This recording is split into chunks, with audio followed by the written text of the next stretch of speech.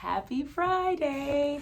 This is my Halloween costume with my family this year. Usually we go all out, but because I think I put so much effort into our staff on yesterday's Halloween party, and the girls wanted to do a little bit different things, and my daughter's in junior high and they don't really dress up too much, but this is what we're doing as a family this year. Simple, and we've done some fun costumes over the years. It's been very fun and creative. Even the older kids like to participate, but I'm going to give you a few Friday facts, and I will probably take these off just so you can take me a little bit more serious. But I've been asked a few questions about a video that's been going around, and I've talked to a few friends about it. And so I wanted to share a few of my Friday facts with you on the subject of just comments that sometimes are made at board meetings. I sit in at board meetings. I sometimes listen on YouTube only, but every once in a while I have to physically be there because agenda items are voted upon that I need to use for my department. So I attend some board meetings, and very few things can offend me or upset me. I have thick skin. I like to read the comments and comment sections depending on the article, just to get a gauge of what people are dealing with. And so September's board meeting, I actually walked out of twice. There were some offensive things that were said, and so I just needed to recollect myself and leave.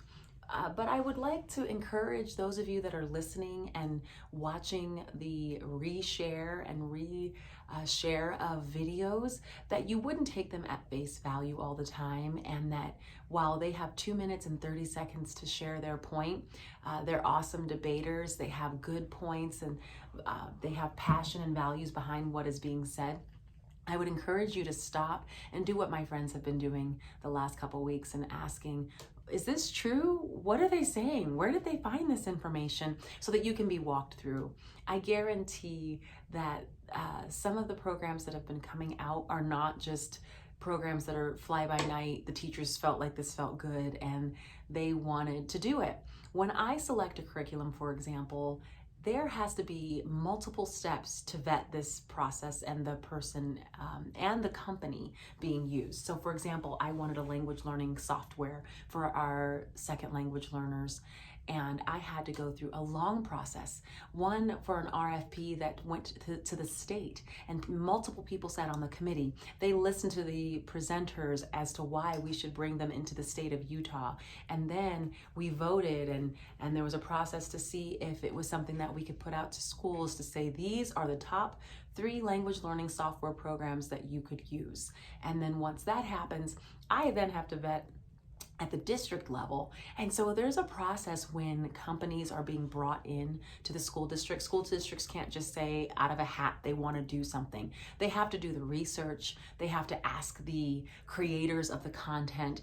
They have to look at the price and compare prices to other companies comparable. So there is a process when things are brought in. And so when there's something found that's causing people to halt and be upset, would also like you to do the back research as to where the information's coming from, how it definitely benefits other students, and how we are working in a district for multiple people, not just for one.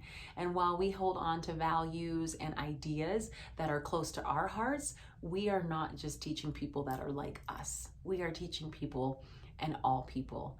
We love all people and want to make sure that everyone feels welcome. And if something sounds a little off, it probably is.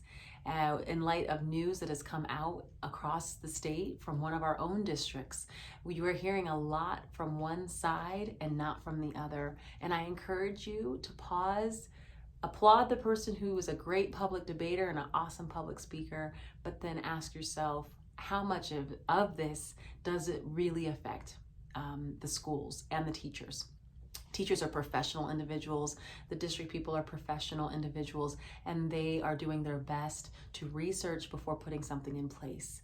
And I would just ask that you ask yourself the bigger question of, why does this program, movement, upset a handful of people in such a way? And then also ask yourself, what is the other side and how does this make other people feel? I'm only hearing from one side. How can I hear from the other perspective?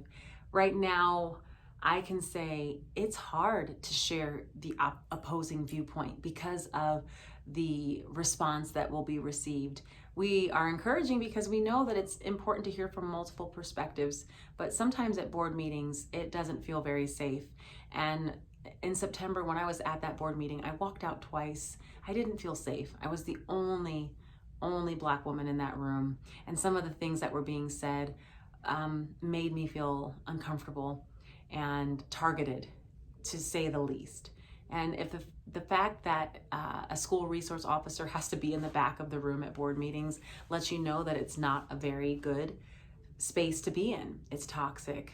And usually there's never been that type of presence at board meetings that I've noticed before. So please get multiple perspectives to the information that you see shared over and over again by one video, because that one moment of 2 minutes and 10 seconds, while very well rehearsed and said across the state, is just one perspective and has a lot of loaded accusations and information. So do your research. Those are just some Friday facts. Have a wonderful Dia de los Muertos and happy Halloween, and have fun with your family and friends. Bye.